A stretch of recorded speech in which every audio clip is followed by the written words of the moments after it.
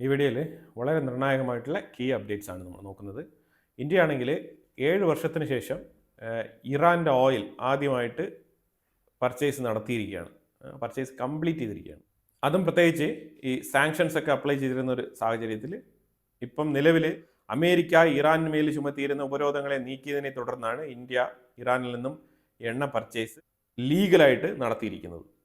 അതുപോലെ ഇറാൻ ഇന്ത്യക്കൊരു വാഗ്ദാനം നൽകിയിട്ടുണ്ട്.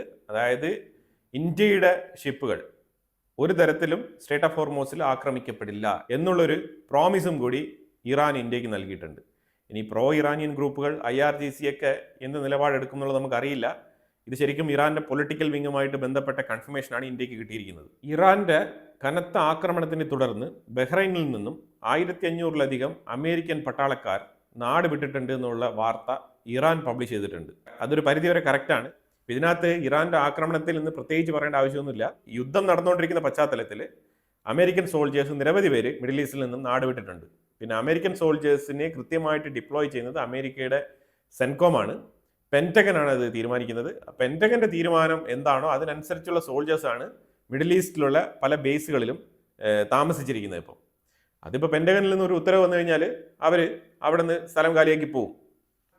ഇപ്പോൾ ശരിക്കും ഇറാൻ ക്ലെയിം ചെയ്യുന്ന പറഞ്ഞാൽ അവരുടെ സക്സസ് ഏതൊക്കെ മേഖലകളിലാണ് അവർക്ക് വിജയം കൈവരിക്കാൻ കഴിഞ്ഞത് എന്നുള്ള തരത്തിൽ അവർ ചില സ്റ്റേറ്റ്മെൻറ്റുകൾ പുറത്തുവിടുന്നുണ്ട്. അപ്പോൾ അതിലൊരു സ്റ്റേറ്റ്മെൻറ്റാണ് ബഹ്റൈൻ്റെ ബേസിൽ നിന്നും 1500 അമേരിക്കൻ പട്ടാളക്കാർ ഇറാന്റെ ആക്രമണത്തിനെ തുടർന്ന് നാട് വിട്ടിട്ടുണ്ടെന്നുള്ള വാർത്ത അവർ ആഘോഷമാക്കി തന്നെ പ്രസിദ്ധീകരിച്ചിട്ടുണ്ട്. യുദ്ധം തുടങ്ങി സ്ട്രേറ്റ് ഓഫ് ഹോർമോസ് ക്ലോസ് ചെയ്തതിന് ശേഷം ആദ്യമായിട്ടാണ് ജപ്പാന്റെ ഒരു ഷിപ്പ് സ്ട്രേറ്റ് ഓഫ് ഹോർമോസ് സേഫായിട്ട് ക്രോസ് ചെയ്തിരിക്കുന്നത്. ജപ്പാനും ഫ്രാൻസും അവരുടെ ആദ്യമായിട്ടുള്ള ചരക്ക് കപ്പലുകളാണ്. രണ്ട് രാജ്യങ്ങളുടെയും ചരക്ക് കപ്പലുകൾ ആദ്യമായിട്ടാണ് സ്ട്രേറ്റ് ഓഫ് ഹോർമോസ് കടന്നിരിക്കുന്നത്. ഏപ്രിൽ 4-ാം തീയതി ഇറാൻ സൗദി അറേബ്യയ്ക്കുള്ളിൽ ഒരു ആക്രമണം നടത്തിയിട്ടുണ്ടായിരുന്നു. അതായത് US എംബസിയെ ടാർഗറ്റ് ചെയ്ത് ഡ്രോൺ അറ്റാക്ക് നടത്തിയിട്ടുണ്ടായിരുന്നു. എന്നിട്ട് അവരിത് പറഞ്ഞിരിക്കുന്നത് ഇത് ഞങ്ങളല്ല ചെയ്തത്, ഇസ്രായേലിൻ്റെ ഫാൾസ് ഫ്ലാഗ് ഓപ്പറേഷൻ ആണ് എന്നുള്ളൊരു ക്ലെയിമും കൂടി ഇറാൻ മുന്നോട്ട് വെക്കുന്നുണ്ട്. പക്ഷെ ഇതിനകത്തൊരു കാര്യം മനസ്സിലാക്കേണ്ടത്, ഈ വന്ന് പതിച്ചിരിക്കുന്ന ഡ്രോൺ എന്ന് പറയുന്നത് ഷാഹിദ് ഡ്രോൺ പോലത്തെ ഡ്രോണാണ്. അപ്പം അതുകൊണ്ട് ഇത് കമിക്കാസ് കാറ്റഗറിയിൽപ്പെട്ട ഡ്രോണാണ്, അല്ലാതെ ഇത് ഇസ്രായേൽ ഉപയോഗിക്കുന്ന ഡ്രോൺ അല്ല എന്നുള്ളതും കൂടി നമ്മൾ ഇതിനകത്ത് മനസ്സിലാക്കേണ്ടതുണ്ട്. പക്ഷേ ഇറാൻ ജസ്റ്റ് ഇസ്രായേലിൻ്റെ പേര് വലിച്ചഴയ്ക്കാൻ വേണ്ടിയിട്ട് മാത്രം ഉപയോഗിക്കുന്നതായിട്ടാണ് മനസ്സിലാക്കാൻ പറ്റുന്നത്. ട്രംപ് ആണെങ്കിൽ 1.5 ട്രില്യൺ അധിക ചെലവ് ഇനിയും ചെയ്യേണ്ടി വരും. ഈ യുദ്ധം തുടങ്ങിയത് കൊണ്ട് തന്നെ ചെലവിൻ്റെ കണക്ക് കൂടിക്കൊണ്ട് പോവുകയാണ് അമേരിക്കയിൽ. അപ്പോൾ ട്രംപ് പ്രപ്പോസ് ചെയ്തിരിക്കുന്നത് 1.5 ട്രില്യൺ ആണ് ട്രംപിന് വേണ്ടത്, ഇനിയും എമൗണ്ട് വേണം എന്നാണ് പറഞ്ഞിരിക്കുന്നത്. അപ്പോൾ ട്രംപ് കോൺഗ്രസിലാണ് ഇത് അവതരിപ്പിച്ചിരിക്കുന്നത്. 1.5 ട്രില്യൺ ഫണ്ട് വേണം US ഡോളർ, അത് മിലിറ്ററി ബൂസ്റ്റപ്പ് ചെയ്യാൻ വേണ്ടിയിട്ട് ഈ തുകയുടെ ആവശ്യമുണ്ട് എന്നാണ് ട്രംപിൻ്റെ പ്രപ്പോസൽ. ഇനിയിപ്പോൾ ഇതിൻ്റെ പേരിൽ ഒരുപാട് ചോദ്യങ്ങളും ഉത്തരങ്ങളും ഇനി സെനറ്റിൽ പല എക്സ്പ്ലനേഷൻസ് ഒക്കെ കൊടുക്കേണ്ടി വരും. അതൊക്കെ കഴിഞ്ഞ് മെമ്പേഴ്സൊക്കെ കൺവിൻസ് ആയാൽ മാത്രമാണ് ഈ ഫണ്ട് പാസ്സായി കിട്ടുള്ളൂ US സെനറ്റിലും കോൺഗ്രസിലും നിന്ന്. അപ്പോൾ അതിന് വേണ്ടിയിട്ടുള്ള ശ്രമത്തിലാണ് ഇപ്പം ട്രംപിൻ്റെ അഡ്മിനിസ്ട്രേഷൻ അമേരിക്കയിൽ.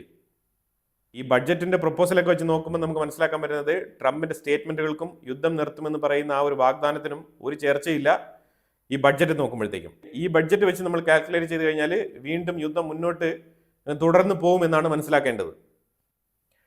ട്രംപ് വീണ്ടും ഭീഷണി മുഴക്കുകയാണ് ഇറാനെതിരെ. ഇറാൻ്റെ അടുത്ത് പറഞ്ഞിരിക്കുന്നത് സ്ട്രേറ്റ് ഓഫ് ഹോർമോസിൽ തന്നെ ഡയറക്റ്റായിട്ട് ഞാൻ അറ്റാക്ക് നടത്തുമെന്നാണ് ഒരു ഭീഷണി.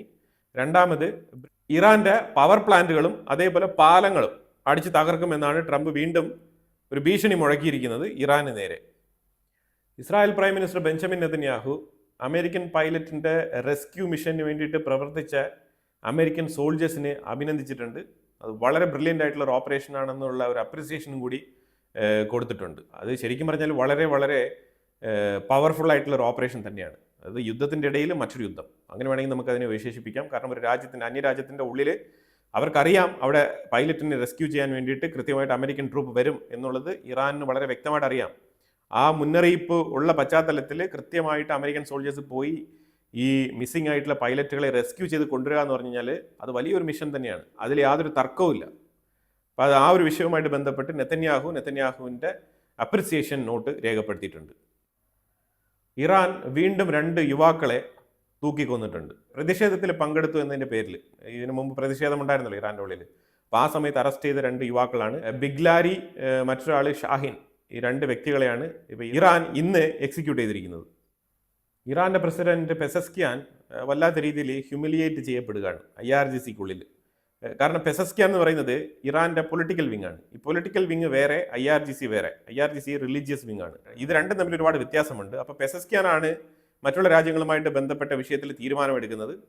പെസസ്കിയാൻ നടത്തുന്ന ചർച്ചകളോടും പെസസ്കിയാൻ നൽകുന്ന വാഗ്ദാനങ്ങളോടും IRGCക്ക് ഒരു തരത്തിലുള്ള ബാധ്യതയും ഉണ്ടാവാറില്ല. അതിനി അങ്ങോട്ട് ഉണ്ടാവുകയുമില്ല. ഈ വിഷയവുമായിട്ട് ബന്ധപ്പെട്ട് പെസസ്കിയാനെ IRGCക്കുള്ളിൽ ഒറ്റപ്പെടുത്തുന്നതായിട്ടുള്ള വാർത്തകൾ പുറത്തു വരുന്നുണ്ട്. അതായത് IRGCയുടെ അനുവാദമില്ലാണ്ട് സ്വമേധയാ അമേരിക്കയുമായിട്ടുള്ള യുദ്ധം പറഞ്ഞവസാനിപ്പിക്കാനുള്ള ആ ഒരു ശ്രമം പെസസ്കിയാൻ നടത്തുന്നതായിട്ടുള്ള ഒരു ആരോപണമാണ് IRGC പെസസ്കിയാനെതിരെ ഉയർത്തുന്നത്. ഇറാന്റെ ഉള്ളിൽ കുട്ടികളെ ആർമിയിൽ ചേർക്കുന്നുണ്ട്, പെൺകുട്ടികളെ വരെ ചേർക്കുന്നുണ്ട്. ചൈൽഡ് റിക്രൂട്ട്മെന്റ് ആംനസ്റ്റി ഇന്റർനാഷണൽ അവരുടെ അന്വേഷണത്തിൽ കണ്ടെത്തിയതായിട്ട് അവർ റിപ്പോർട്ട് പ്രസിദ്ധീകരിച്ചിട്ടുണ്ട്. ഇറാന്റെ ഉള്ളിൽ മരുന്നുകൾക്കൊക്കെ തീ പിടിച്ച വിലയാണ്. കാരണം ഈ സാഹചര്യത്തിൽ മരുന്നുകളൊന്നും തന്നെ ഇറാന്റെ ഉള്ളിലേക്ക് ഇറക്കുമതി ചെയ്യപ്പെടുന്നില്ല വേണ്ടുവോളം. അപ്പം അതുകൊണ്ട് തന്നെ ഉള്ള മരുന്നുകൾക്ക് തീ പിടിച്ച വിലയാണ്. റയറായിട്ടുള്ള മെഡിസിൻസ് കിട്ടാറില്ല, പക്ഷേ എസെൻഷ്യൽ മെഡിസിൻസിന് തന്നെ നല്ല വിലയാണ്. ഫോർ എക്സാമ്പിൾ പാരസെറ്റമോൾ പോലത്തെ ഗുളികകൾക്കൊക്കെ വൻ വിലയാണ് ഈടാക്കുന്നത് ഫാർമസികൾ. ഇന്ത്യയുടെ LPG ടാങ്കർ ഗ്രീൻ സൈൻ വി സ്മൂത്തായിട്ട് സ്ട്രേറ്റ് ഓഫ് ഹോർമോസ് പാസ് ചെയ്ത് പോയിട്ടുണ്ട്. അത് ഇന്ത്യയിലേക്ക് വന്നുകൊണ്ടിരിക്കുകയാണ്. പാകിസ്ഥാൻ്റെ ഡിഫൻസ് മിനിസ്റ്റർ ഖവാജ ആസിഫ് പുതിയൊരു പൊട്ടത്തരമായിട്ട് വന്നിരിക്കുകയാണ്. അതായത് ഇന്ത്യ കൂടുതൽ ഞങ്ങളെ പ്രൊവോക്ക് ചെയ്ത് കഴിഞ്ഞാൽ ഞങ്ങൾ കൊൽക്കത്തയ്ക്ക് മേളിൽ വരെ ആക്രമണം നടത്തിയേക്കും എന്നുള്ള ഒരു ഭീഷണിയുമായിട്ട് വന്നിരിക്കുകയാണ്. ഇപ്പോൾ ഇയാൾ ശരിക്കും ഇന്ത്യയുടെ കയ്യിൽ നിന്ന് രണ്ടെണ്ണം വാങ്ങിച്ചിട്ടേ പോകൂ എന്ന് നിർബന്ധ ബുദ്ധി ഇയാൾക്കുണ്ടെന്ന് തോന്നുന്നു. അതുകൊണ്ടാണ് തുടരെ ഇയാൾ ഇന്ത്യയെക്കുറിച്ചുള്ള സ്റ്റേറ്റ്മെൻറ്റുകൾ. അത് വേറൊന്നും കൊണ്ടല്ല, നാണക്കേട്. അതായത് ഈ മീഡിയേഷന് പോയിട്ട് അത് സക്സസ്ഫുള്ളി വിജയിപ്പിച്ചെടുക്കാൻ പറ്റാത്ത സാഹചര്യത്തിൽ അന്താരാഷ്ട്ര തലത്തിൽ തന്നെ ഒരു നാണക്കേടുണ്ട് പാകിസ്ഥാന്. അപ്പോൾ ആ നാണക്കേട് മറച്ചു വെക്കാൻ വേണ്ടിയിട്ടാണ് ഇന്ത്യയുടെ മേളിൽ കുതിര കയറാൻ വന്നിരിക്കുന്നത്. ഇപ്പം അല്ലാതെ ലൈം ലൈറ്റിൽ വരാൻ വേറെ മാർഗ്ഗങ്ങളൊന്നുമില്ല. അപ്പോൾ അതുകൊണ്ട് ഇന്ത്യയുമായിട്ട് തൊട്ടടുത്ത് കിടക്കുന്ന ഇന്ത്യയാണല്ലോ. അപ്പോൾ ഇന്ത്യക്കെതിരെ നമ്മൾ എന്തെങ്കിലുമൊക്കെ രണ്ട് സ്റ്റേറ്റ്മെൻറ്റുകൾ പറഞ്ഞ് മറ്റുള്ള വിഷയങ്ങളൊക്കെ ഒന്ന് കവറപ്പ് ചെയ്ത് പുതിയ പ്രശ്നങ്ങളിലേക്ക് ചർച്ച വഴിതിരിച്ച് വിടാനുള്ള ഒരു ടാക്ടിക്സ് അതാണ് ഇപ്പം ഖവാജ ആസിഫ് ചെയ്തുകൊണ്ടിരിക്കുന്നത്.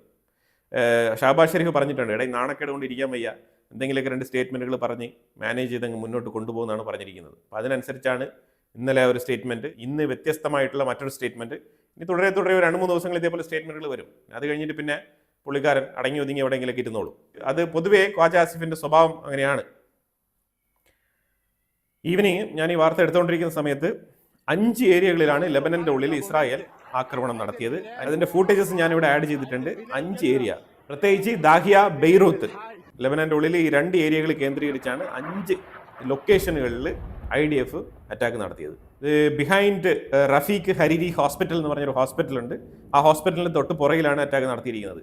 എപ്പോഴും നമ്മൾ മനസ്സിലാക്കേണ്ടത് ഹെസ്ബുള്ള ആയിക്കോട്ടെ, ഹമാസ് ആയിക്കോട്ടെ, ഇവരെല്ലാം തന്നെ ഈ പൊതുജനങ്ങൾ ഏറ്റവും കൂടുതൽ സർവീസ് എടുക്കുന്ന സ്ഥലങ്ങളായിട്ടുള്ള ആശുപത്രികൾ, സ്കൂള്, ഇമാതിരിപ്പെട്ട സ്ഥാപനങ്ങളുടെ തൊട്ടടുത്താണ് ഇവരുടെ സ്ഥാപനങ്ങൾ ഇവർ സ്ഥാപിക്കുക. അതിൻ്റെ അണ്ടർഗ്രൗണ്ടിൽ, അതിൻ്റെ തൊട്ടടുത്ത്, അല്ലെങ്കിൽ ആ ബിൽഡിങ്ങിൽ തന്നെ അവിടെയായിരിക്കും ഇവരുടെ ഏറ്റവും കൂടുതൽ ഇവരുടെ താവളങ്ങളായിട്ട് ഇവർ എപ്പോഴും ഉപയോഗിക്കുന്നത്. അപ്പോൾ എന്തായാലും ഇങ്ങനെ റഫീഖ് ഹരീരി ഹോസ്പിറ്റലിൻ്റെ തൊട്ട് പുറകിലാണ് അറ്റാക്ക് നടത്തിയിരിക്കുന്നത്.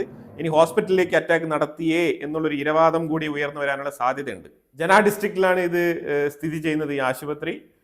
20 പേർക്ക് ഗുരുതരമായ പരിക്കുണ്ടെന്നുള്ള വാർത്തയും കൂടി വരുന്നുണ്ട്. അതുപോലെ സയ്യദ് അൽ ഷഹീദ് എന്ന് പറഞ്ഞിട്ടൊരു കോംപ്ലക്സ് ഉണ്ട്. ആ കോംപ്ലക്സ് കേന്ദ്രീകരിച്ച് അറ്റാക്ക് നടത്തിയിട്ടുണ്ട് IDF. അൽ റുവൈസ് എന്ന് പറഞ്ഞ ഏരിയയിലാണ് ഈ ഷഹീദ് കോംപ്ലക്സ് സ്ഥിതി ചെയ്യുന്നത്. ഈ കോംപ്ലക്സിലാണ് ഏറ്റവും കൂടുതൽ ഹെസ്ബുള്ളയുടെ നേതാക്കൾ വന്നിട്ട് സ്പീച്ച് കൊടുക്കുന്നത്. അവിടെ ഒരു കോർട്ട്യാർഡ് ഉണ്ട്. ആ കോർട്ട്യാർഡിലാണ് ഈ ഹെസ്ബുള്ളയുടെ ലീഡേഴ്സൊക്കെ വന്നിട്ട് സ്പീച്ച് കൊടുക്കുന്നത്. ഇപ്പം നയീം കാസിമൊക്കെ അവിടെയാണ് സ്പീച്ച് കൊടുക്കുന്നത്. അപ്പോൾ ആ ഏരിയ അറ്റാക്ക് ചെയ്തിട്ടുണ്ട് ഇസ്രായേൽ. ഹെസ്ബുള്ളയുടെ 2 പ്രധാനപ്പെട്ട ലീഡേഴ്സ് എലിമിനേറ്റ് ചെയ്തിട്ടുണ്ട് ഈ ഓപ്പറേഷനിൽ. അപ്പോൾ എന്തായാലും മിഡിൽ ഈസ്റ്റ് കോൺഫ്ലിക്റ്റ് ഇങ്ങനെ തുടരുകയാണ്. അപ്പോൾ തീർച്ചയായിട്ടും തുടരെ മറ്റുള്ള വിവരങ്ങൾ വരുന്നതനുസരിച്ചുള്ള അപ്ഡേറ്റുകൾ തരാൻ ശ്രമിക്കുന്നതാണ്. ഇതിനെക്കുറിച്ചുള്ള അഭിപ്രായങ്ങൾ കമൻറ്റ് ബോക്സിൽ രേഖപ്പെടുത്തുക. കൂടുതൽ വാർത്തകളുമായിട്ട് അടുത്ത വീഡിയോയിൽ വരാം. Thank you so much.